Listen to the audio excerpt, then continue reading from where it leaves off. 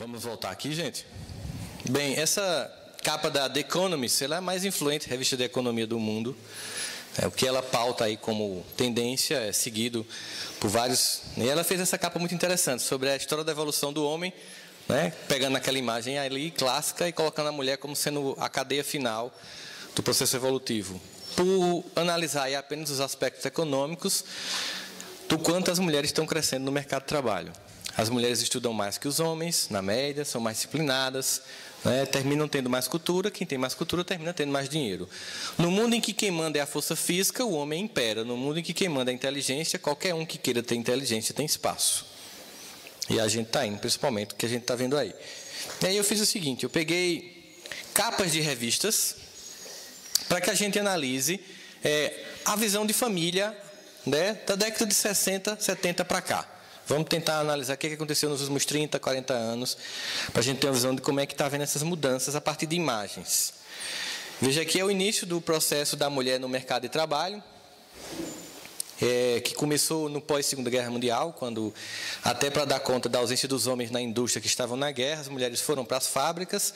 E, óbvio, quando os maridos voltaram da guerra, os que voltaram, porque muitos não voltaram, as mulheres gostaram da experiência de trabalhar, de ter seu próprio sustento, de ser mais independente, e não ficaram, assim, muito à vontade para voltar apenas para as condições de mulheres que ficavam no lar. É uma condição que não vai mudar. Vocês têm vontade de ficar só em casa, ouvindo Ana Maria Braga e fazendo receita? Eu acho que não é uma condição que vai mudar. Então, a mulher gosta de estar trabalhando, ela se sente bem em ganhar o próprio dinheiro, se sente menos presa ou submissa a uma relação que muitas vezes num casamento está totalmente falido e a pessoa não sai por dependência econômica. E é um pior de um cenário, né? Você ficar porque precisa do outro numa condição humilhante. Então, dificilmente, assim, há uma tendência de mudar isso. O que tem que acontecer é que o homem tem que entender que nesse processo ele tem que participar mais das atividades domésticas. Foi feita uma pesquisa interessante, mostrando que os homens que ajudam as mulheres na tarefa doméstica ganham bônus noturno. Vocês entenderam o que eu quis dizer, né? Por quê? Porque acontece muito comumente que os dois saem para trabalhar e quando voltam em casa o homem acha que terminou o dia. E ele senta para ver o jornal. E a mulher continua. E ela acha que não é justo isso, porque antigamente, quando ela era dona de casa, digamos que ele passa o dia trabalhando, eu tenho que continuar aqui nesse processo de organização do lar. Mas uma vez que os dois estão trabalhando, não tem nenhuma justificativa plausível que diga que o homem pode ficar vendo TV enquanto a mulher continua trabalhando em casa. Tem que ter colaboração. O que acontece? O cara não colabora, a mulher fica na cozinha preparando uma coisa e ela começa a se magoar com essa indiferença.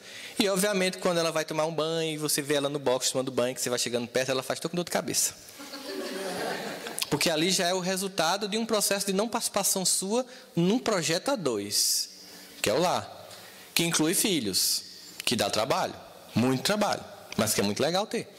Então, assim, é necessário que no momento em que a mulher sai para o universo que era tipicamente do masculino, que o homem venha para o que era do universo tipicamente feminino e haja uma construção dos dois nesse processo. Ah, mas eu nunca fiz isso. Bom, lei de progresso é para isso, é para você fazer o que você nunca fez. Minha mãe não me ensinou a fazer isso. Tem maridos que não tiram o prato da mesa, gente. Tem marido que só come quando a mulher faz o prato.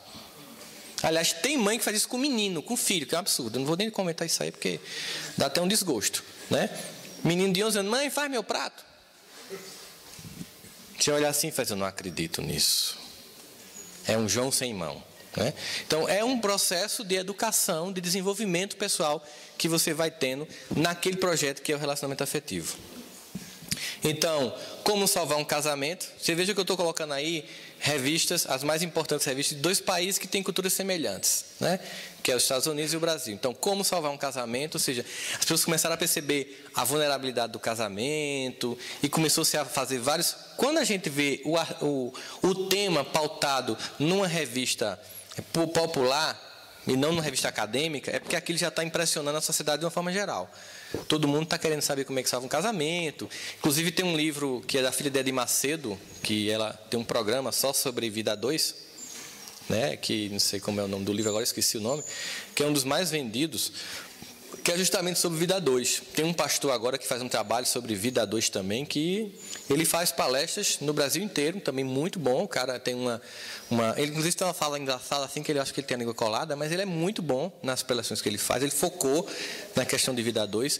A gente tem percebido que em vários lugares, em várias manifestações espirituais, as pessoas estão preocupadas com a dissolução do casamento. E estão investindo para que as pessoas entendam a importância de estar juntos. O quanto é muito mais fácil quando a gente está junto no processo.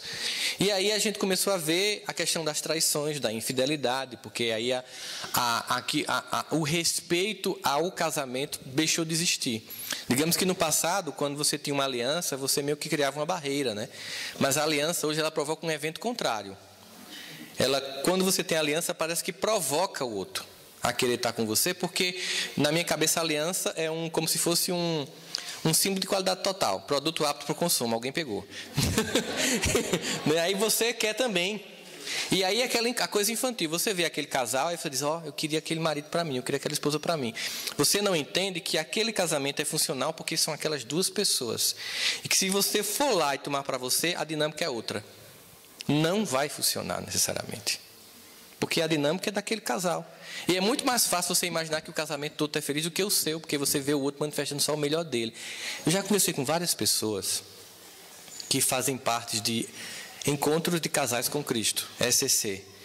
E tem testemunhos extremamente negativos, como tem testemunhos positivos, mas me impressionam os testemunhos negativos. Do quanto algumas pessoas que se envolvem nesses encontros terminam se separando e casando com outro casal que está no encontro. Que eles passam a viver muito, eles passam a conviver muito entre eles, e o cara começa a ver a esposa do outro, aí diz, minha mulher não é desse jeito, minha esposa não é carinhosa desse jeito. Aí você começa a trabalhar aquele sentimento de que o outro tem o que você não tem, e aí você sai do seu para pegar o do outro, e não funciona assim. Porque num processo de vida, é muito mais funcional qualquer vida humana quando a gente começa a focar não no que falta, mas no que já tem. É muito infantil você focar no que falta, porque dá para apontar um monte de coisa. Como você pode apontar muita coisa que falta na sua esposa, pode ter certeza que a lista dela é maior em relação ao que falta em você.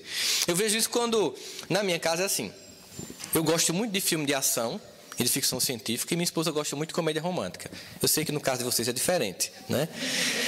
E a gente combinou que fica sempre assim, um filme de ação e um filme de comédia romântica, porque como ela gosta de ficção, a gente assiste junto. Como na minha casa é muito parceria mesmo, ficou combinado um filme de ação e um filme de comédia romântica. Como na minha casa tudo é realmente quem decide são os dois, a gente vê 10 comédias românticas e um filme de ação. E aí, como o filme de comédia romântica é altamente previsível, porque a dinâmica é muito parecida sempre, seja dos vampirinhos lá que esqueci até o nome daquela minissérie que teve, Crepúsculo, né? É tudo muito previsível, as musicazinhas e tal. E aí eu começo a observar no cinema o comportamento, porque como eu sou psicólogo, eu fico transformando aqui num laboratório, porque eu já sei, e é horrível, porque o psicólogo, como ele lida com o comportamento humano, eu tenho que me controlar, porque eu consigo dizer até o que o psicopata vai fazer no filme, ela detesta. Aí eu fico calado, aí eu observei no cinema o seguinte, toda vez que tem um filme de comédia romântica, eu ouço as seguintes frases: tá vendo? Tu não faz isso comigo. Tá vendo? Tu não me dá um negócio desse. Tá vendo? Você não fez uma surpresa dessa para mim. Tá vendo? Eu vejo um monte de gente se queixando no filme. E na média, 90% das queixas é da mulher em relação ao marido ou ao namorado. E aí quando você vai para o espiritismo, que você pensa nos romances espíritas, que todo homem vai para o umbral e a esposa vira espírito de luz. Preste atenção, leia direitinho. Eu percebi que a gente tem umas pestes meio ruins mesmo, né? Que a gente tem que estar se aprimorando. Observe, tudo, a mulher vai vem resgatar o marido lá no umbral, né? E a gente lá, chafurdando na lama. Então, as queixas muito das mulheres. Mas o que é uma comédia romântica, gente? É o recorte dos melhores momentos de uma vida a dois. Se você pegar a sua vida e pegar os melhores momentos, colocar dois atores bem mais bonitos que vocês dois para representar, filmado no Central Park, com um fundo musical de Enya, Only Time, por exemplo, fica a história mais romântica e linda do mundo. Se você pegar os momentos mais ridículos da sua vida, fica a comédia que ninguém vai querer deixar de assistir. E se você pegar os piores momentos de sua experiência a dois de vida pessoal, vira o drama que nem Maria do Bairro faz chorar tanto. Porque a vida humana tem tudo isso. Tem comicidade, tragédia, ridículo, amor, porque nós somos todo esse conjunto de afetos. Mas as pessoas equilibradas, hein, gente? Eles da cabeça. Isso é uma pressão que não existe. Não existem essas pessoas que têm respostas para tudo, equilibradas, que sabem se comportar em todas as situações, que sabem sempre o que dizer, que não têm insegurança. Isso é um mito, é uma piada. Não existem pessoas assim. Nós somos pessoas comuns, que vacilamos, que temos medo, que temos ansiedade, que temos receio. Você sabe por que tem esse paninho aqui, que eu vou trocar porque já não está mais dando? Por que tem isso aqui? Já se perguntaram? Porque enquanto eu falo, eu estou altamente tenso. Né? Deve falar tão fácilzinho assim, Haroldo falando, Décio. Não, a gente fica tenso. A gente se preocupa em dizer uma coisa que vai ajudar e não que atrapalhe. Porque de vez em quando a gente diz uma coisa sem sentido. Nossos limites, aí eu começo a suar, o pé começa a suar, começa a dar terra, eu levo choque. Aí eu chego no canto, quando não é sem fio, eu já pego um paninho, um negocinho para... Por quê? Porque você está aqui cumprindo uma tarefa como qualquer outra. É um ser humano que tem fragilidade, deficiência, um casamento, que tem problema, que tem coisa boa, que tem coisa ruim. Ou seja, nós somos pessoas que estamos no mesmo nível de experiência. Não tem deidades aqui, gente. Nós somos humanos. E nós temos nossas fragilidades. Não tem essa coisinha fantástica lá fora, esqueça. O desenvolvimento da gratidão é muito funcional na vida, em tudo, porque você começa a perceber o que o outro tem, o que fez me casar com essa pessoa. Isso continua. Eu descobri outras coisas que eu não gosto, claro, a pessoa também descobriu de mim. O desafio agora é superar isso, é continuar amando isso. Eu não amo porque você me possibilita isso, eu amo você apesar de tudo isso. É quando a coisa começa a funcionar no casamento. Não é eu amo por causa disso, é apesar de tudo isso, eu amo você, eu quero estar com você, vale a pena esse processo. E é nisso que a gente está construindo aqui a experiência de entender um casamento como um desafio constante. E aí nós começamos a ver que da traição e das separações surgiram as vítimas. Não é? Os filhos começaram a ser abandonados. Geralmente, no casamento, depois do casamento, quem abandona o filho? Entendeu porque a gente vai para o umbral? Por isso. Os homens, infelizmente, tem exceções, eles deixam a esposa e os filhos. É muito comum essa cena. Comumente as mães chegam para mim e dizem assim: eu sou a bruxa, porque ele pega no fim de semana para levar para o shopping. Eu sou quem? Levanta, escova os dentes, fez exercício, desliga a TV, desliga esse telefone, sai do computador, desliga esse jogo. Não, saco. Ai da mãe que não faz isso. Mãe é moedora. Repetição gera aprendizado. Não existe alternativa. Aí a mãe chega para mim e diz: ele vai gostar do pai, não vai gostar de mim. Eu digo: nem pense isso. Pode ficar tranquila. Se ele tiver com o pai e levar uma queda, ele liga para quem? Porque ele liga para quem sabe que ama. Para quem sabe que cuida. Não queiram, entre a infância e a adolescência dos filhos de vocês, não queiram, nem esperem, nem sonham o amor dos filhos. Não é época para amor. Mas não abram mão do respeito dos filhos. Eles não têm que amá-los, mas eles não podem deixar de respeitá-los. Porque só alguém que eu respeito, eu finalmente aprendo a amar. Então não se preocupe em agradar seu filho. Mas se você se separou, não cometa o suicídio afetivo. Que é quando, para se vingar do cônjuge, você joga o filho ou a filha contra o ex ou contra a ex. Fazendo o que ele tinha que fazer, uma escolha trágica. Escolher entre duas pessoas que são importantes para ele, cujo relacionamento, a culpa não é dele, cujas escolhas não foi a criança que fez e que agora tem que pagar o preço de escolher entre um pai e uma mãe. que tem que ir no final de semana ir com o pai e chegar contando que foi todo ruim para a mãe não ficar chateada. Queira que ele goste do pai. Não fale mal da criatura. Não precisa fazer propaganda de produto ruim. Ele mesmo faz propaganda dele. Não fale mal do marido. Não faça isso. Eu vou contar para vocês uma história muito interessante que aconteceu. Minha mãe, quando teve meu irmão mais velho, ela recebeu em casa uma babá, né, na época, década de 60, que estava grávida, tinha vindo do sertão da Paraíba, naquela época, imagina, década de 60, uma jovem grávida, trabalhava numa casa, o filho da família engravidou ela foi expulsa, os pais não quiseram, minha mãe acolheu, e ela com muito ressentimento dessa história toda, teve um filho, né, e minha mãe dizia, olha, nunca fale mal desse marido para seu filho, porque é o pai dele. Mas como é que eu não vou falar essa peste miserável que acabou com minha vida? Parará. Entenda, ele vai precisar de um modelo de pai. E se você disser que ele não presta, ele vai ter isso como modelo de homem. E o que é que eu faço?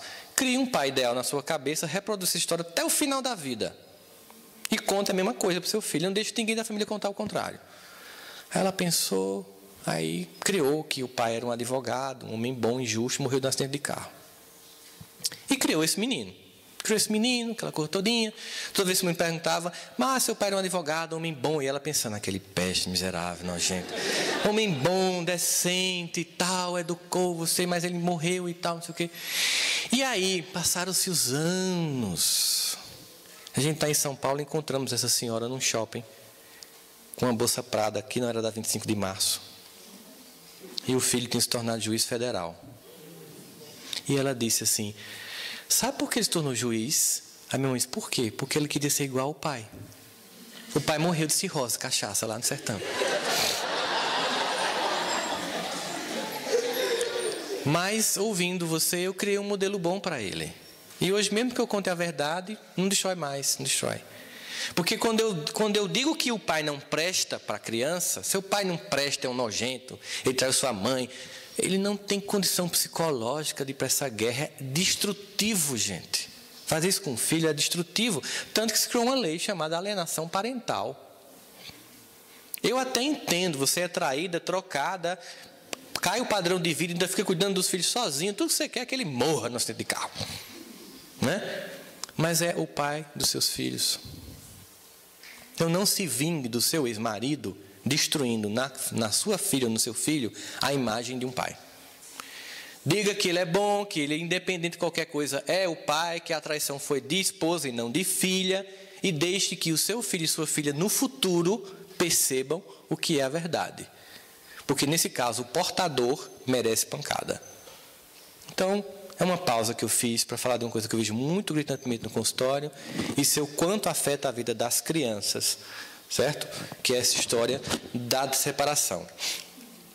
Então, a guarda compartilhada, que é uma coisa que tem hoje em dia, justamente para evitar essa alienação parental. Muitas vezes as mães ficam muito preocupadas. Tem umas que fazem para mim assim, ele não comparece, ele não ajuda, ele não vai, nem no final de semana. Aí eu pergunto assim, esse seu marido, esse seu ex-marido, você quer que seu filho seja igual a ele? Não. Então, veja só, você não pode excluir do convívio com ele. Mas se ele não quiser participar da educação com seu filho, que bom. Agradeça a Deus. Porque ele vai ser um modelo negativo para o seu filho. O cara bebe, rapariga. Você quer que ele fique levando seu filho toda uma semana para curtir esse processo? Não. Então agradeça a Deus. É mesmo, não pensei por esse lado. Então você está com uma carga maior, mas vai ser recompensado no futuro com certeza. Aí as mulheres começam a se destacar. No mundo dos negócios, em toda a expectativa. Elas começam a ganhar bem, isso pesa muito, né? Os homens, se sentindo incapazes de lidar com isso, muitas vezes tentam destruir, porque eles não têm capacidade de lidar com a mulher forte. A gente vai discutir isso muito mais detidamente. Temos a sociedade dos sozinhos, né? Quando eu vou para São Paulo, eu gosto de ficar ali na região da Paulista, nos hotéis ali, e de manhãzinho, quando eu saio para caminhar, eu vejo quanto saem pessoas sozinhas com cachorro. Um monte de gente com padrão de vida alto, mas que são incapazes de conviver com outra pessoa. Ficam solitárias com o cachorro, né? Que morre cedo, você troca e não diz que não vai com sua cara. Então, você bate e ele volta. E pessoas não são assim. Então, as pessoas preferem viver com cachorros do que com seres humanos, porque é um convívio mais fácil. Mas, gente, a solidão é destrutiva para o ego humano, para a personalidade. Tem um poeta, um músico pernambucano, não sei se vocês conhecem, Alceu Valença. Diz assim: a solidão é fogo, a solidão devora. É a amiga das horas, prima, irmã do tempo, e faz nossos relógios caminharem lento, causando descompasso no meu coração. Solidão tem um peso impressionante. A vida a dois é um desafio? É. A solidão é uma tragédia. Ou quando o cara troca a esposa por uma 20 anos mais nova. Eita, que sofrimento. Menina, é uma coisa incrível. Assim, é uma questão de 5 anos para ele pagar tudo de ruim que ele fez na vida. Porque ela vai fazer tudo que a esposa não fez. E essa criatura ainda recebe de volta. Depois da tragédia, mas muitas para se vingar. Agora sou eu. Não é? Então, o tempo. Você pega um homem da minha idade, 42 anos, aí vai casar com uma menina de 20. Tem o mesmo pique? Nem sexual, nem de sair para balada, não tem. Entendeu? Aí aqueles compassos, começa a ficar inseguro. Cabelinho branco, ficando careca, né? Os carinha todo malhadinho, ela olhando. É uma tragédia sem fim. Aquela coisa da natureza e os seus tempos. Não que qualquer casamento com grande diferença de idade tenham que dar errado. Não estou dizendo isso. De jeito nenhum. Mas que há uma tendência clara, porque quanto mais há diferença, mais tensão há provocada na relação, né? Obviamente. Nós temos aí a separação, a infidelidade sempre no plano muito natural das coisas. As pessoas começam a achar natural isso, né? As músicas decantam isso. Nas novelas isso é muito natural. Nas novelas se urde uma trama da seguinte forma: a esposa é chata, consumista, antipática e ineficiente. A amante é doce, boa e venturosa. De forma que você está vendo a novela torcendo pela amante. Já pensou nisso? Deixa essa bruxa, criatura. Vê essa mulher que te ama, tão boa. Mas você não queria isso para a sua vida. Mas a trama é construída de uma forma que se desconstrói a figura que está dentro da relação e se constrói a figura que está fora da relação. O espiritismo é contra a separação? Não. Óbvio que não. Chega um momento em que a relação está tão desgastada, que os respeitos chegam a um nível tão alto, que é muito mais equilibrada a escolha de romper o contrato afetivo naquele momento. Mas não pense que não vai ter uma oportunidade de você voltar para continuar a construção daquilo. Porque o objetivo de Deus é que a gente se encontre para se amar. Então, se você interrompeu, em algum momento aquilo volta, ou noutra existência, para você conseguir vencer aquilo que você não conseguiu vencer. Isso aí não tem como a gente questionar. Aí as chances de se casar, né? De cada 10 mulheres que se separam, uma volta a casar. De cada 10 homens que se separam, 9 voltam a casar. Não pense que essa estatística é favorável aos homens. Os homens voltam a casar porque não conseguem viver só. A gente tem muito mais necessidade das esposas do que as esposas têm necessidade da gente. Vamos pensar nisso. Os homens voltam a casar porque não tem critério de seletividade. A primeira sem futuro que passa, ele casa. E aí começa a pagar o preço. A mulher fica altamente criteriosa, tão criteriosa que ninguém mais entra como capaz de suprir a necessidade dela. E aí é óbvio, isso aí são radicalizações de dois lados. Se você for esperar o príncipe encantado, vai morrer na janela. Certo? Não existe. Aquela criatura que atende todas as expectativas de ser assim o macho alfa, né? Ele é gentil, ele é forte, ele é decidido, ele é viril, mas é sensível, faz poesia, lhe dá uma rosa, coloca a capa para você passar, defende os marginais. Não existe.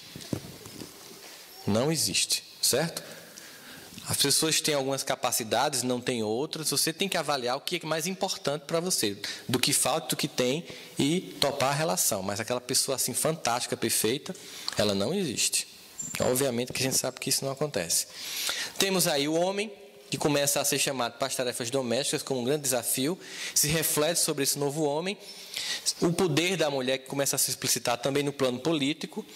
Nós temos um aumento significativo da manifestação da homossexualidade no mundo, não porque isso seja um processo epidêmico, mas a sociedade está mais apta a permitir a manifestação da diferença. Então, desde que o mundo é mundo, gente, desde que o mundo é mundo, existe a condição afetiva, o que coloca ela do ponto de vista antropológico histórico, aquilo que existe desde que o mundo é mundo, inclusive no reino animal, prova que é algo que faz parte da natureza humana. Agora, a nossa incapacidade de tolerar a diferença gera conflito. Não é o tema de hoje, não vou nem abrir para debate, porque obviamente que isso ainda vai gerar muita discussão. E o que exige de nós ainda é muita ciência e muita tolerância e respeito para debater esses temas, de qualquer forma, certo? Nós temos aí, agora, as últimas pesquisas que falam isso. Casar faz bem. As pessoas adoecem menos, elas morrem mais tarde quando são casadas. Então, veja, tudo que se diz sobre o casamento como tragédia, na pesquisa vai mostrar o contrário.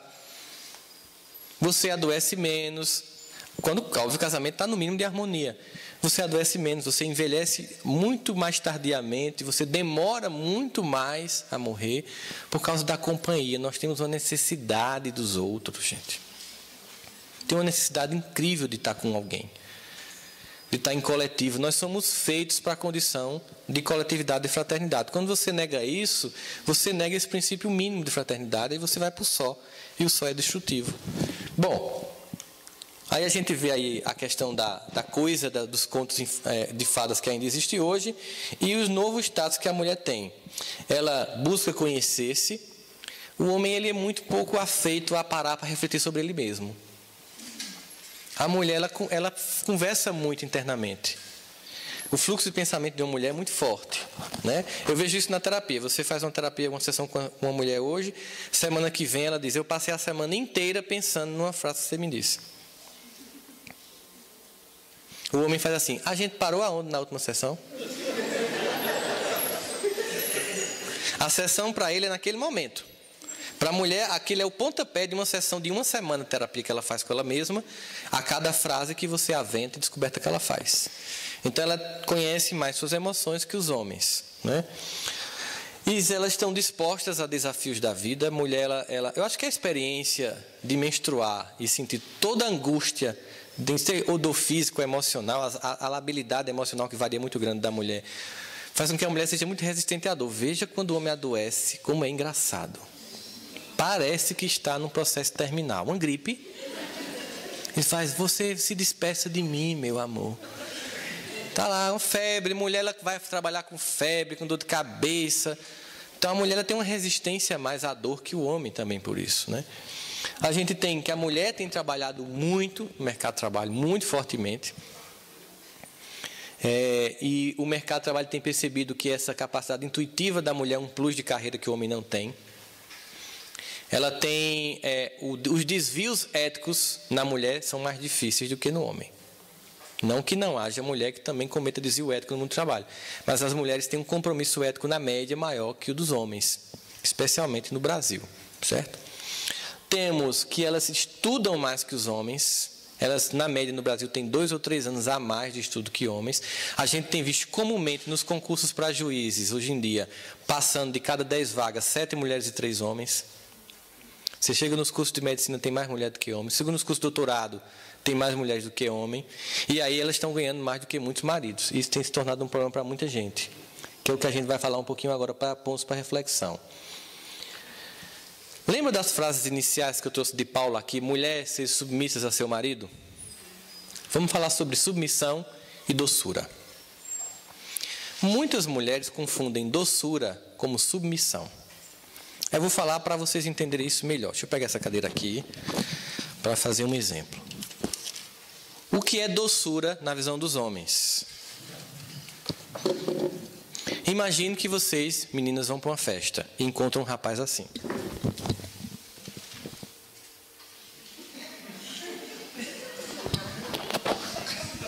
Vocês se interessam? Por que não se interessam? Inseguro, o que mais? Carente, o que mais? Imaturo, o que mais? Sem o quê? Sem atitude? Bobo. Eu já estou aqui morrendo, meu ego está indo. Que mais? Que mais que essa imagem que eu fiz aqui passa para você? Ele está pedindo para ser protegido e não para proteger você, não é isso? Então, o que é que ele não está passando? Aí você chega lá, tem um cara bem assim, né? Você vai passando e fala, esse eu te pego, danado. Você finge que não gosta, porque foi grosseiro, mas o cara mostrou o quê?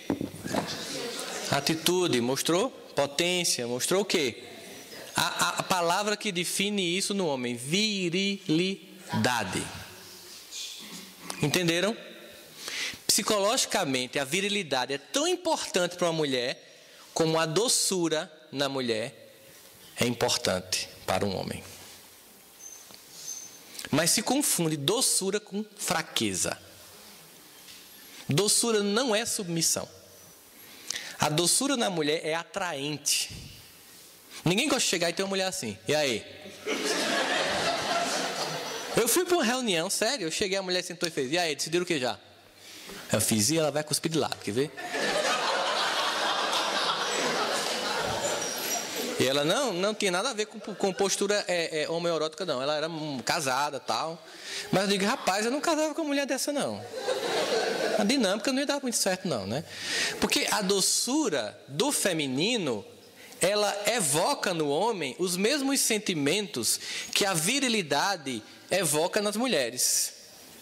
Só que no mundo dominado pelo masculino, para as mulheres se sentirem respeitadas, elas começaram a abrir mão da doçura por entender submissão na doçura e passaram a ter um comportamento de virilidade que no homem afasta.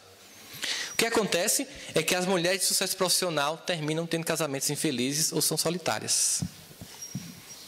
Porque elas agem com virilidade, que é um comportamento masculino que no homem afasta. Entenda, o poder no homem é atraente. Uma mulher poderosa, ela assusta e afasta. E há como você conseguir transitar pelas duas possibilidades? O seu profissionalismo não vai lhe dar uma posição não precisa lhe dar uma posição de perda da feminilidade, da doçura que atrai no homem. Você veja, fizeram uma pesquisa sobre moda, sobre cores de batom e sobre cores de esmalte. As mulheres pintam um jardim, já viram gente que pinta jardim aqui na unha? Elas pintam de cinza, de verde, coisas assim trambólicas, batom azul, verde. Os homens simplesmente acham horrível. Os homens, eles só gostam de esmalte e batom que varia entre vermelho e mais, um tom mais forte, rosa, ou de vermelho para roxo. Nem roxo, é de vermelho para vinho. É o que o homem acha atraente numa mulher. Não tem outras cores. Esmalte também nessas tonalidades. As roupas que as mulheres muitas vezes usam para impressionar outras, porque é uma tendência que alguém criou e que não é feminino. E os homens não gostam. Da mesma forma que hoje a gente tem os homens vestindo roupa tão rebuscada, né, que você fica sem saber. Porque hoje a proximidade entre a moda gay e a moda masculina é a mesma. Hoje a pauta da moda é a mesma. Então, às vezes, você nem sabe exatamente o que está acontecendo. Obrigado. Sucesso mais paninho para eu não levar choque, não foi? Valeu, obrigado. Ela está com medo de eu não conseguir fazer a praxe de noite no negócio aqui. Doçura, ó, tá vendo a doçura? Que coisa encantadora. Isso é cuidado, gente. Ó, coisa simples. Eu vou contar uma experiência que eu tive. Eu fui criado por uma feminista, né? Aí eu fui trocar o carro. Eu precisava de um carro com mais potência de motor, mais estabilidade na estrada, porque eu viajo muito. Aí minha esposa, eu cheguei numa loja em Recife, aí minha esposa fez, não, esse carro chama muita atenção, porque você vai ficar se achando nesse carro, porque eu não sei o quê. E eu, meu amor, eu vou comprar esse carro porque ele é estável. Não, isso é conversa, não sei o que lá. Enfim, eu cheguei na loja, aí eu vou levar esse carro. Não vai levar não, e ficou dizendo para o vendedor que eu não levar. Aí o que acontece com o masculino na hora dessa, que é desafiado? Espírita, criado por uma mãe feminista, vai para as cucuia. Sabe o que acontece? Vem o macho em defesa do espaço. Território. Não, vou levar. O senhor pode separar que eu vou no banco. Pronto. Aí, olha a inteligência dela. Ela percebeu que se fosse continuar a discussão, seria terrível. Eu iria levar todo jeito e a gente ia ficar no climão. Ela ficou na dela, tranquila. A gente foi na Tox Tok, que é uma loja de produtos que vocês sabem que tem aqui em Goiás, também em Goiânia, de produtos de casa. Ela, tranquila, ficou lá em silêncio, ela fez assim: meu amor, pense direitinho, aquele carro está bom, leve mais não. Pronto, a doçura desmonta você num minuto. Ela não foi submissa, em nenhum momento. Né? Eu depois comprei um outro carro, não precisava daquele carro mesmo. Né? Ela estava certa no que ela estava dizendo, agora a forma foi, na hora, mexendo no desafio. Quando você vai para o conflito, o casamento desanda, porque o homem não cede, gente.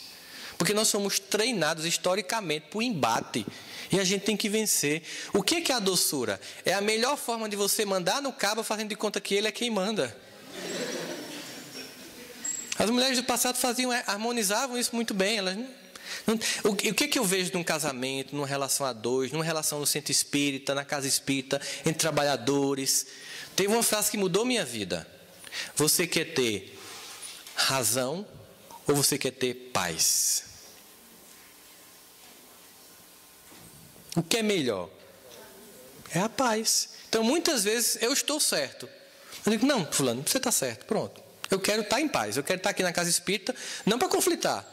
Não, mas não, você não quer assim? Vai ser assim, não tem problema. Não vou desistir do trabalho do bem porque fulano quer me impor uma condição, não. Eu vou trabalhar, estou aqui por causa de Jesus, não é por causa de fulano.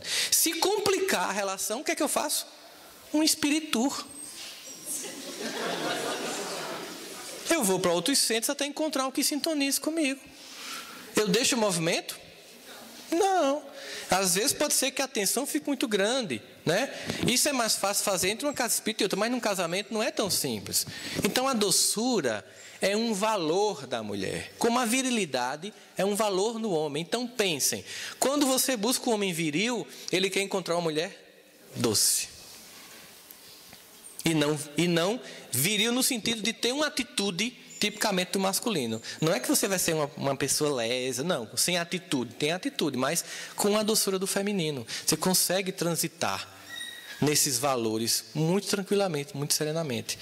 Eu vi uma condição que a gente observa muito claramente, que é a condição eu falei muito já disso aqui, que é a condição da mulher ganhando mais, a condição da mulher sendo importante.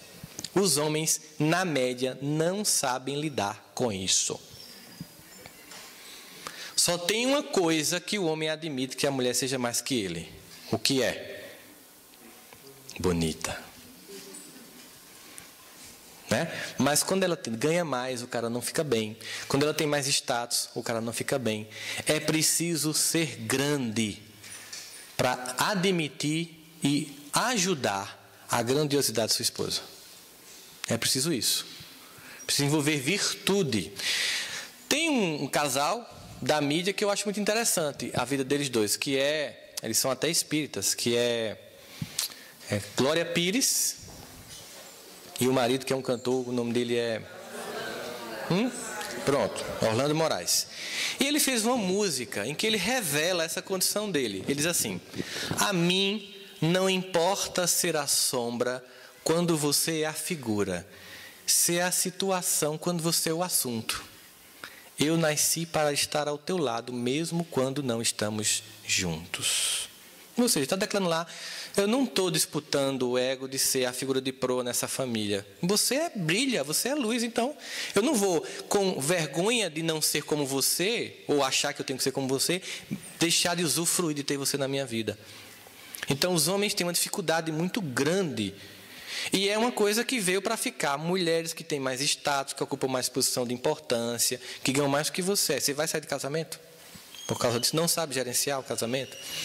Às vezes também o que acontece é que, muitas vezes, o problema é a mulher que não sabe gerenciar isso. Eu vou dar um exemplo. Vocês já sentiram vergonha por outra pessoa? Não é horrível? Uma pessoa está passando por um vexame e você que fica com vergonha. Eu estava com 5 casais de amigos num resort lá perto de Campina Grande, num feriadão. E um casal de amigo nosso que a esposa ganha 15 vezes o que o marido ganha. E aí eles tinham feito uma casa, tal, eu fui visitar a casa tinha um mezanino, um ambiente de sala para 3 salas, aí tinha um mezanino, em cima tinha um home theater, uma mini academia e uma biblioteca. Uma cozinha enorme, eu fiquei imaginando os quartos. Quando eu entrei nos quartos, nem closet tinha. E aí eu detesto quando as pessoas me perguntam o que é que eu acho. Porque quando a pessoa pergunta, você é obrigado a dizer, né? O que é que tu achou da minha casa? Se tu fizesse a casa para os outros. Como assim? As partes em que você passa menos tempo são enormes. E a parte que você passa mais tempo é pequena. Você tem uma casa que nem close tem. Então você fez uma casa para as visitas e não para você. Ele fez, tu, hein? Você perguntou, cara. Eu não pergunte não. Sabe como eu sou? Aí pronto, essa casa quem construiu foi a esposa, porque ele não tinha dinheiro, né? Aí a gente estava na piscina. Aí ela fez uma pergunta assim, no meio de um bate-papo, ela fez, amor, tu me ama? Nunca faço uma pergunta dessa, gente, na frente dos meus. Aí ele demorou, porque quando demora, a gente já disse, né? Demorou a responder. Aí que envergonhado, claro, meu amor, que eu lhe amo. Mas também depois daquele carrão que eu te dei. Sentiram vergonha por ele? Só de imaginar a cena. Sabe o que aconteceu, gente? Estávamos todos em pé na piscina. Se não houvesse nada sincronizado, a gente tinha inventado no dia. Porque todo mundo fez... Na mesma hora. Ficou os dois lá. Ia rolar uma pizza à noite, mas ninguém queria ver a cara dele. Todo mundo estava com dor de cabeça. Não, a gente amanhã, porque a gente queria passar o dia sem ver aquilo. Então você vai humilhar o outro nessa condição? Mostrar que você tem poder? Não. A vida lhe deu uma condição de ganhar mais que o outro. Você quer a relação continuar? Vamos lá transitar. É muito mais difícil para um homem, por exemplo. Sua esposa tem um carro de 150, 200 mil reais e você tem um carro popular. Não é uma coisa que um homem consiga lidar bem, não. Mulher consegue lidar bem. Em média, o homem não torce a favor do sucesso da esposa. Infelizmente. Mas a esposa torce, vibra e se empenha pelo sucesso do marido. Ela sente o sucesso do esposo como sendo o sucesso da família. O homem sente o sucesso da mulher como sendo um desafio ao macho. Isso é infantilidade. É infantilidade, que a gente tem que rever. É fácil? Não, não é fácil lidar com isso, não é fácil. Porque nós vemos aí mais de 2000 anos de história humana, judaico-cristã, branco-ocidental, em que o homem é a figura de proa. E isso está mudando. Para trabalhar nossos espíritos, porque isso exige um quê de nós? Humildade. Capacidade de suportar o sucesso do outro. Porque, gente, as pessoas, elas lhe dão maior apoio quando você está por baixo. O povo acha que a gente conhece amigo quando está pobre. Não, você está pobre, todo mundo gosta de você. Todo mundo lhe ajuda, faz campanha do quilo para levar na sua casa, lhe chama para o seu pão. Faça uma experiência. Você pode observar, você liga para uma pessoa, e aí, fulano? Ah, rapaz, está tão ruim o casamento, não sei o que, ela lhe escuta, mal carinho, ela diz, vamos fazer uma prece, vamos marcar um evangelho na sua casa, eu vou colocar seu nome na mediúnica do centro, tudo em Indianápolis, para ver o que está acontecendo, né? Observa isso. Aí imagine que alguém liga para você e pergunta, e aí, como é que você está? Paz, eu estou numa felicidade, estou ganhando bem, o casamento está feliz, os meninos uma maravilha. Você vai ouvir uma coisa bem bovina.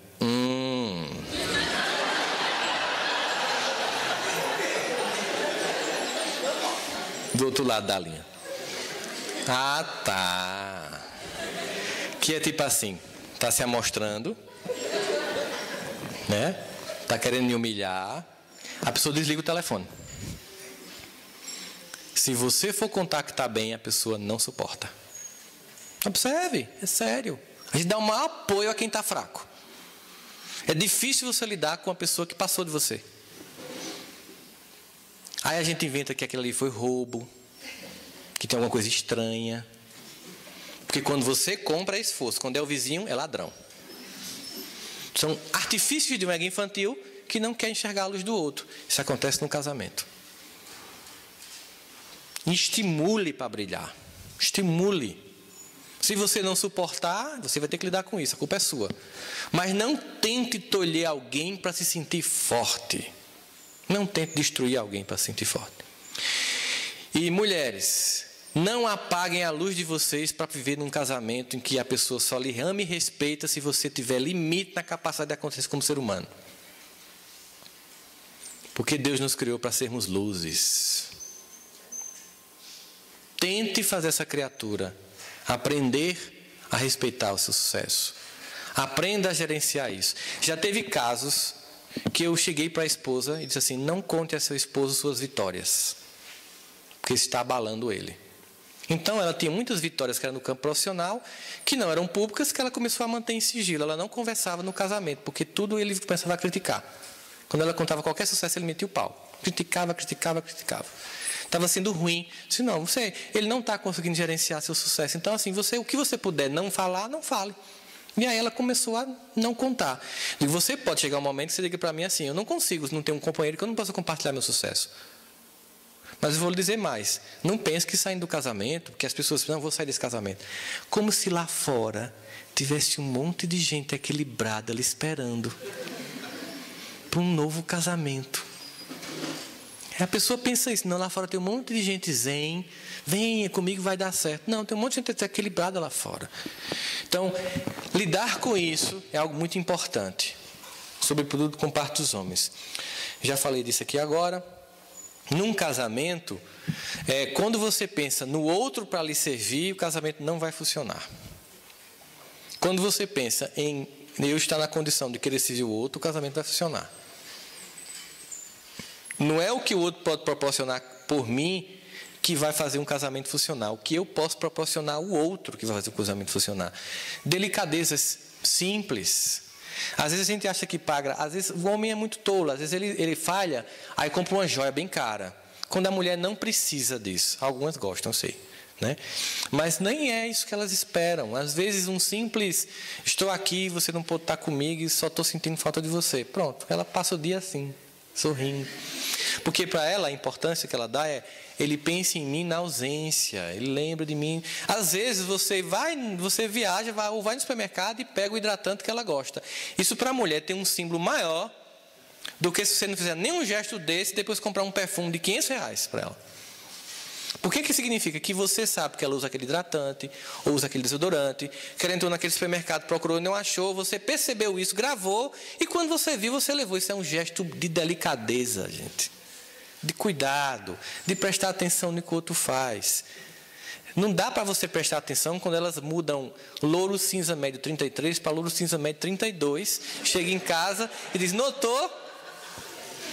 Aí você: notou o quê? Minha esposa chegou em casa e fez: amor, tá dizendo? Aí eu: isso é horrível, né? Você fica naquele jogo dos 7 erros. O que é que tem aqui de novo? O que dá é desespero. O que é que tem de novo, Jesus? Me ajuda. Meus irmãos, mediuniza alguém para me dizer. Ela disse: não notou? Eu disse: o quê, meu amor? As sobrancelhas. Aí eu fiz: o que foi? Eu fui no spa das sobrancelhas. E tem spa para sobrancelha. Ela tira com uma linha. Negócio bem diferente. Está bem harmonizado agora. Notou? Aí eu fiz: meu amor, se eu tivesse notado, eu não era seu marido, não. Era o quê? Era seu melhor amigo gay. Porque, olha, notar que você foi para um spa das sobrancelhas e que harmonizou a linha, aí você casou com outra criatura. Não peça tanto. Aí tem hora que você leva na brincadeira esse processo. Mas cuidado, zelo, prestar atenção no que o outro está pensando, fazendo, antecipar. Carinho. Carinho é um conjunto de pequenos gestos. A gente fica se planejando para grandes gestos novelescos e cinematográficos de amor e deixa de fazer o cotidiano do relacionamento. É coisa simples. No café da manhã, aquele bom dia. Gente, é incrível. O que falta, a gente sabe o que é. Eu tenho certeza que eu não disse nada aqui de novo para vocês. Nada do que eu falei até agora é algo que... eita, tem que dar bom dia. Não. Nada do que eu falei aqui é novo. Nada. Apenas a gente não faz o que a gente sabe que tem que ser feito e que funciona. Nada. Impressionante. A gente vai deixando de fazer. Dá bom dia, gente. Minha esposa, ela se estressa porque eu Vocês já notaram que eu sou meio hiperativo, então eu acordo assim. Eu acordo. E minha esposa, ela reinicializa.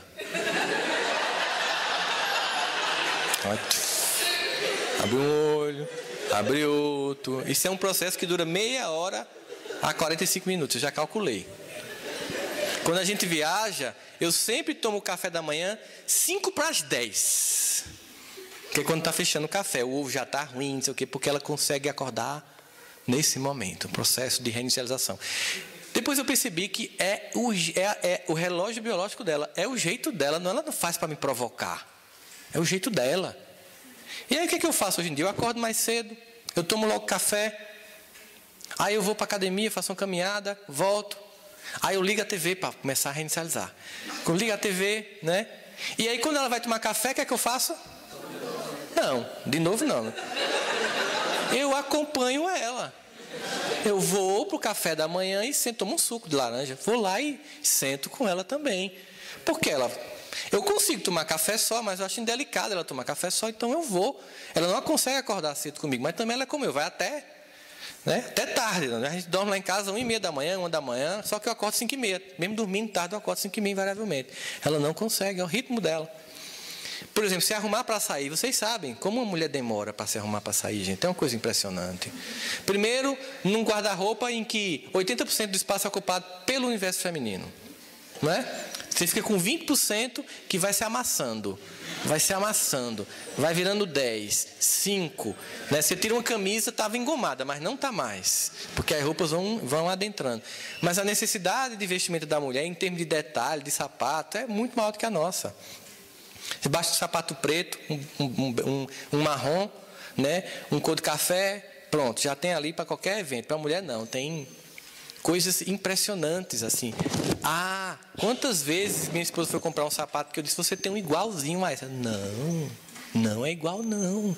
Esse aqui tem... Aí era um negócio assim, gente. Um spike. Sabe o que é um spike? É uma ponta agora que sai assim nos sapatos. Tem um spike a mais. Primeira vez que eu vim aqui em Goiânia, eu entrei no shopping Flamboyant. Não, Flamboyant aqui é o maior que tem. Como é o nome daqui?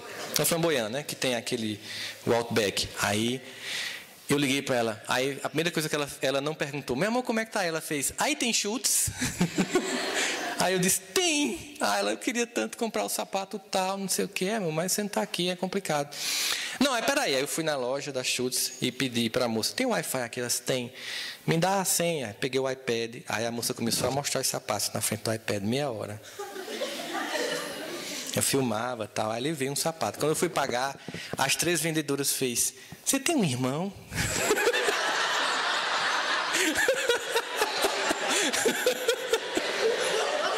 Mas por quê? Porque meu marido nem entrar na loja ainda, que dirá comprar 100 mil sapatos.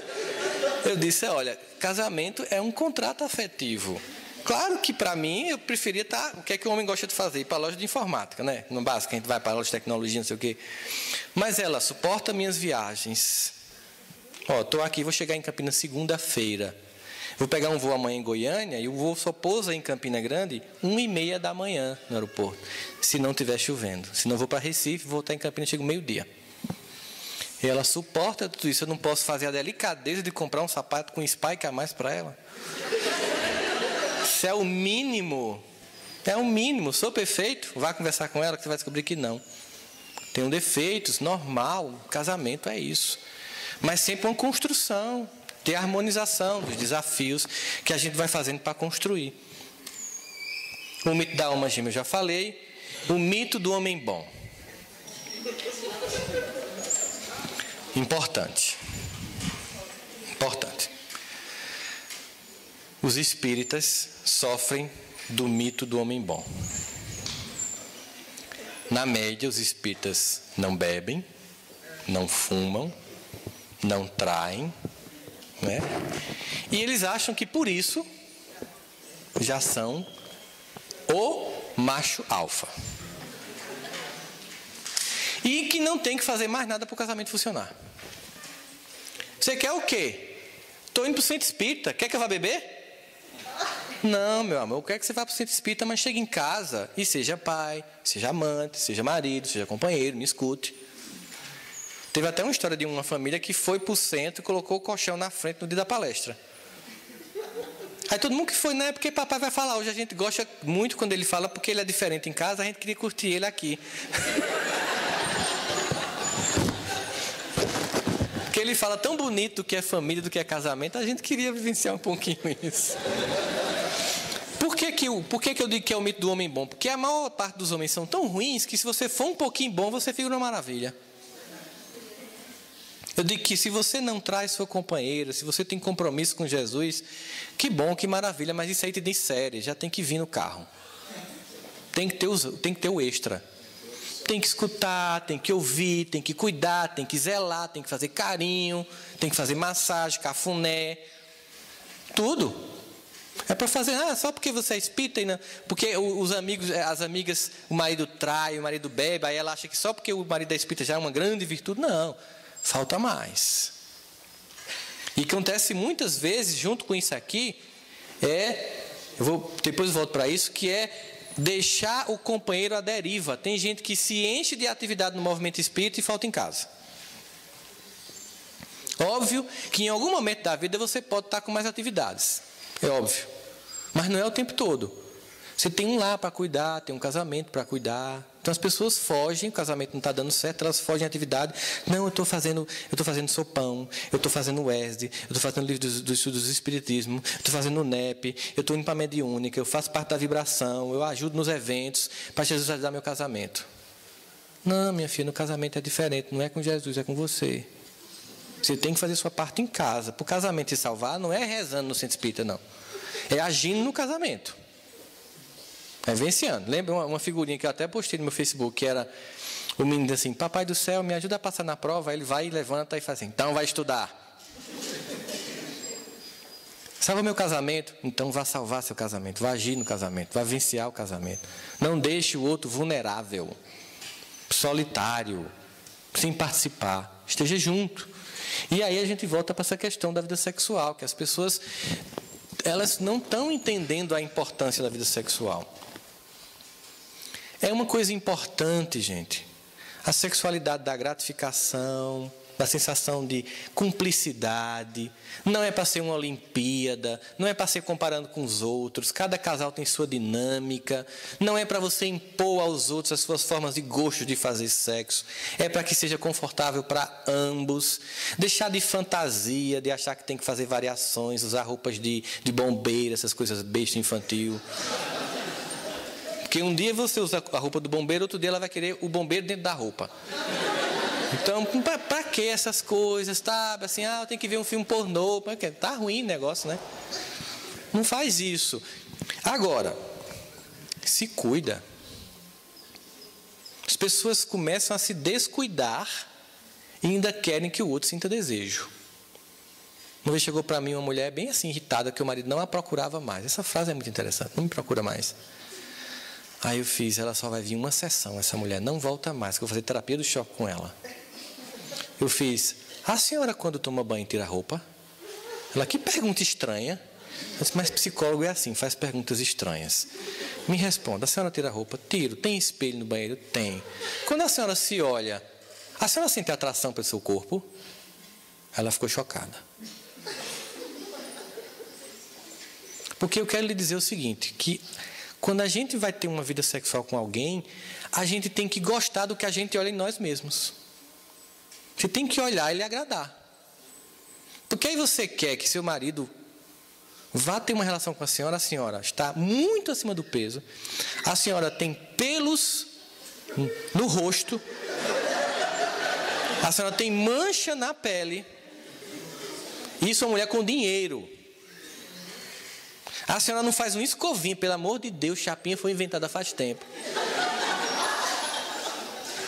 A senhora não pinta uma unha e quer que o marido procure, ele lhe perdeu e não acha mais nunca. Que é isso, minha senhora? A senhora está querendo o quê? Ele vai para o sacrifício? Não existe. O desejo exige investimento. Eu não posso viver em função do corpo, mas eu não posso abandonar o corpo, porque se não fosse para ter uma experiência corporal, você não estava encarnado. Se cuide pelo outro. Cara, tem gente que corta os dedos na frente da esposa, do pé, lá no sofá. Que coisa romântica é essa, gente? Ah, porque casou, pode soltar pum junto. Agora. Olha aqui, não. Pum é uma coisa íntima. É uma coisa só sua. Não é para ser compartilhado. Eu comprei uma casa de um casal que iam para outra casa. Aí quando eu cheguei lá, tinha do lado do vaso sanitário uma cadeira dessa. Juro para vocês, vou contar. Já imaginou a cena, né? Não, eu imaginei, mas não acreditei. Eu disse, rapaz, essa cadeira aqui? Ah, não é porque a gente gosta muito de conversar quando está fazendo cocô um com o outro. Eu fiz, Jesus.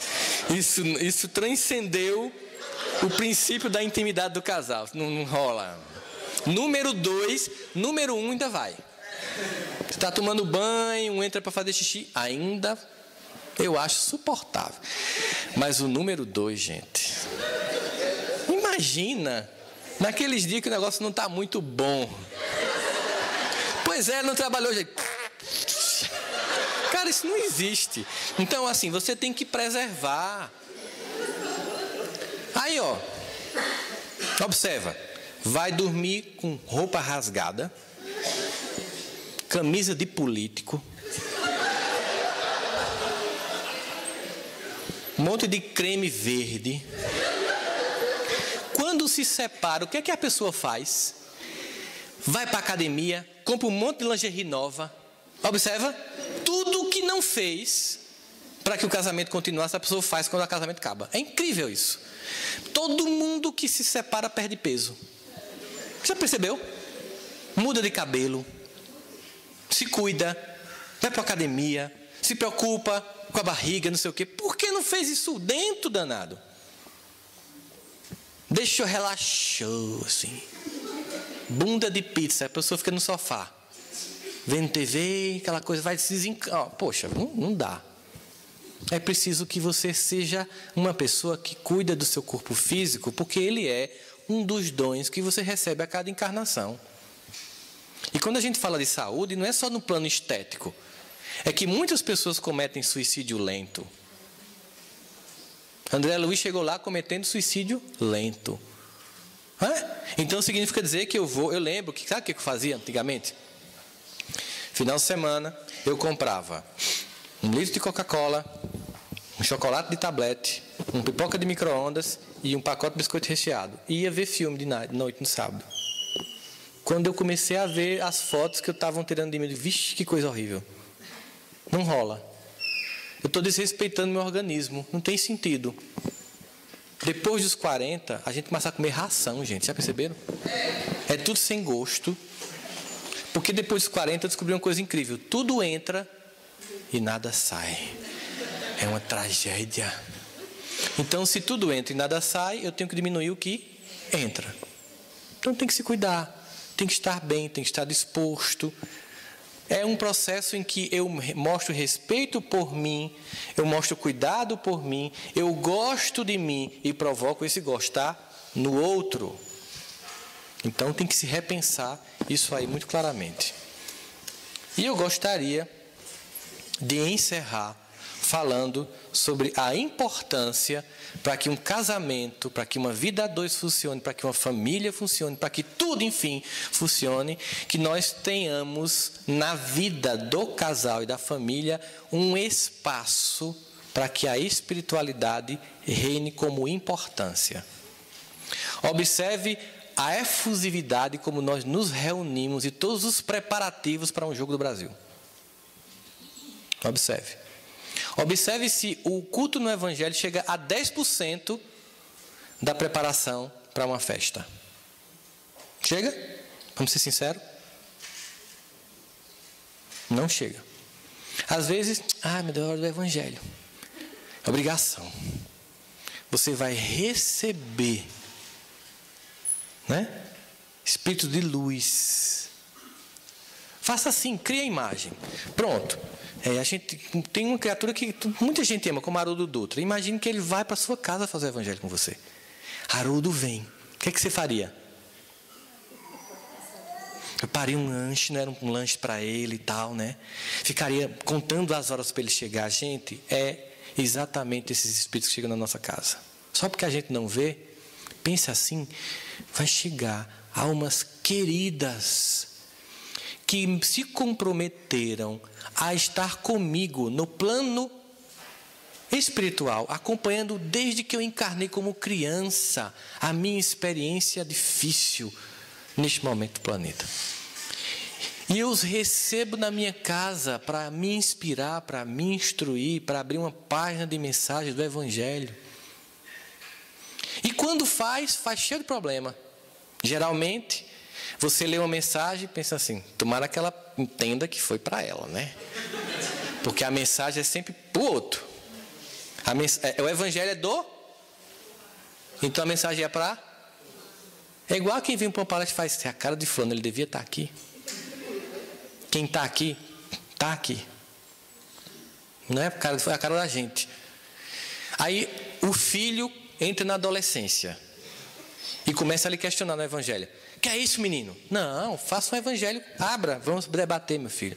Não, porque eu acho isso um absurdo. Não se irrite.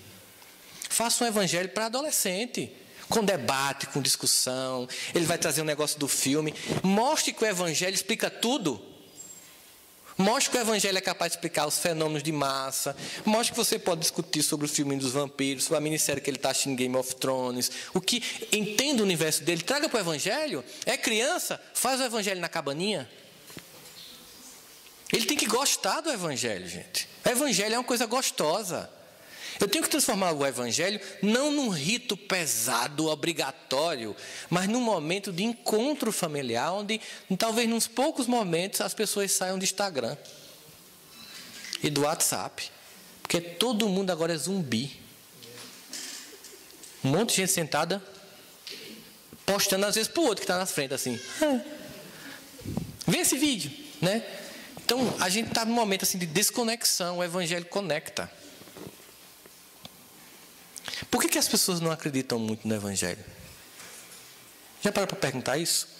O que acontece? A pessoa chega no centro espírita, aí dá o nome dela, Rosana, o que é meu nome? Está dentro do problema na minha casa. Aí Rosana vai, leva para a mediúnica, não sei o que, não sei o que, não sei o que. Aí os irmãos peçam para ela fazer mais Evangelho. A pessoa vem para o retorno no centro, né? Ela quer uma coisa mágica. Aí você diz, os irmãos estão pedindo para você fazer mais Evangelho lá. Oxe, só isso.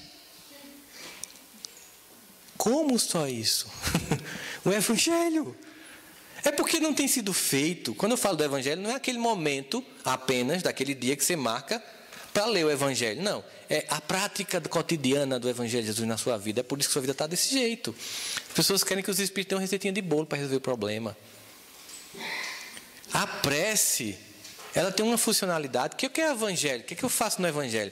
Eu entro em contato com o self. Às vezes eu estou com um problema com o marido ou com o filho, e eu começo a fazer prece. Por quê? Porque meu ego com ele está em desarmonia. Mas o meu eu eterno com o dele é fraterno, foi criado por Deus. Eu vou conversar com a alma, em prece. Se desarma, meu esposo. A gente vem a esse tempo todinho, às 45 segundos do tempo, vai sair do jogo. Que é isso? Vamos até o fim. Eu vou começar a tentar deixar de olhar tudo que eu acho que você não tem feito por mim, e eu vou fazer o que eu acho que eu preciso fazer. Porque fica um jogo de você não faz isso, isso, isso, outro você também não faz isso, isso e isso. E aí você se desarma. No Evangelho você provoca a abertura espiritual para esse momento.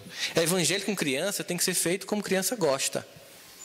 Um Evangelho com desenho, com brincadeira. Está pensando que aquilo é um ritual sagrado dentro de um templo que você não pode sentar no chão, fazer uma cabaninha, botar uma velinha e fazer um Evangelho diferente?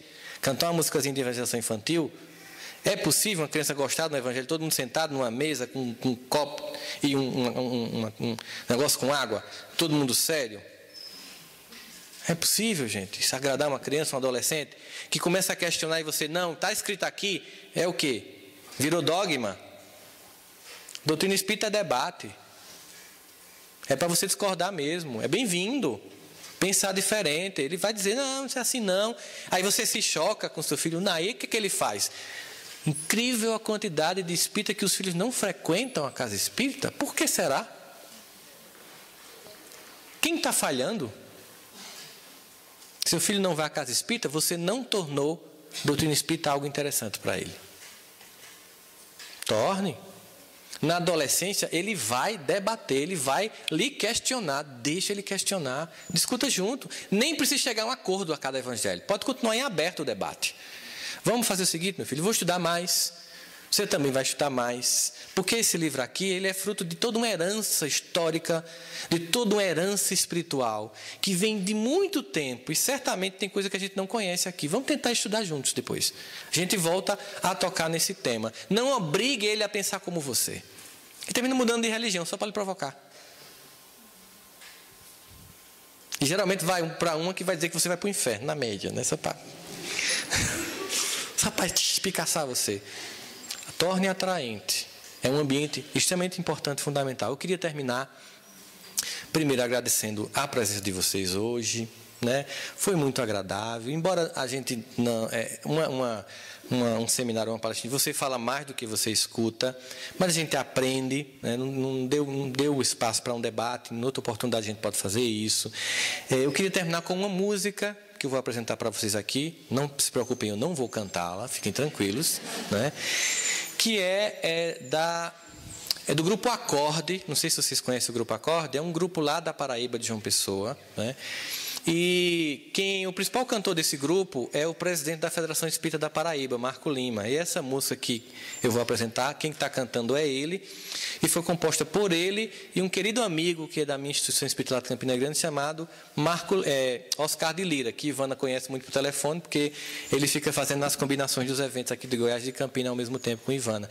Eles fizeram essa música sobre família. Eu vou projetar a letra e colocar a melodia para vocês verem como essa música é linda e é tocante com relação à família, certo?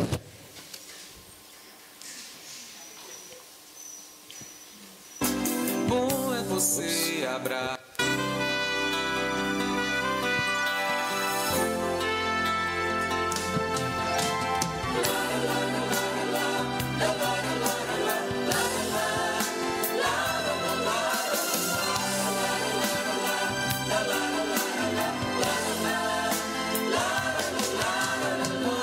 Pessoas sofrem por não ter ninguém do seu lado. Quantos casais se perdem no vazio por estarem separados e deixam-se levar nos desatinos e sentem falta do amor. Olham pra si e veem que estão sofrendo, não sabem como suportar a dor. Bom é você abraçar seus familiares no aconchego, amigo. Bom é você chegar no lar contente, do sorriso fazer um abrigo. Ame sua família, mesmo que nela exista alguém que lhe magoou. Aproveite um momento de esclarecimento, no futuro se colhe o que semeou. É hora de apertar os laços da família com amor, ligando todos felizes na mesma união, no pulsar de um só coração. É hora de apertar os laços da família com amor, ligando todos felizes na mesma união, no pulsar de um só coração.